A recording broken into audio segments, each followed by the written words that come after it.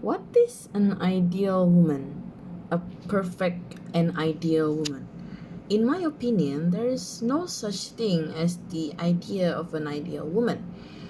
Everyone is unique in their own way. There is no definite value of how a woman should be deemed ideal. I think that term ideal should be replaced by inspiring instead, because I do believe that an inspiring woman is a woman who chose to embrace herself and is continuously working hard to achieve her dreams and desires, despite having the world against her. For everyone deserves such a chance to be whomever they wish to be.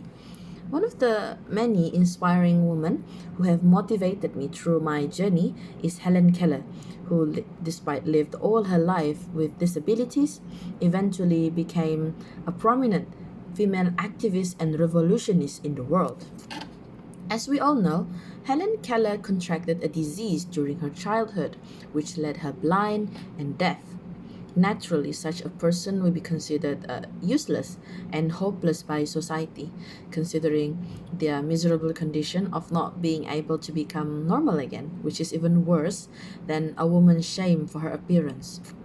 However, none of those things stopped Keller from striving for her own future, and eventually she became an influential person in the life of others, especially to women and to those with disabilities through all her efforts for equality. She worked hard to educate herself and until she became a famous author and speaker.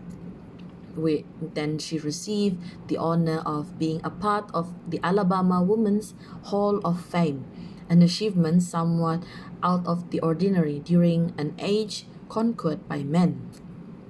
I admire such a woman as Keller for her determination to overcome her disabilities and fight for the greater good of society. This extraordinary woman has proven that the impossible is possible if only you choose to turn all your weaknesses into your strengths. In Helen Keller's case, she transformed her disability to see and hear like any normal person into a uniqueness that turns her very story into an inspiration for others. The world is indeed cruel that many women decided to push their real selves aside and eventually put on a mask to live to the society's expectation. Nevertheless, if you look into yourself, you will see no beauty as beautiful as the beauty you are. Helen Keller's story showed us how a woman could bloom simply from being herself, regardless of the flaws she possesses. In conclusion, there is no ideal or perfect woman in my eyes because, in my opinion, a single flaw could disqualify a person from being branded as ideal or perfect. That is why I prefer to use the term inspiring when describing a particular figure I admire.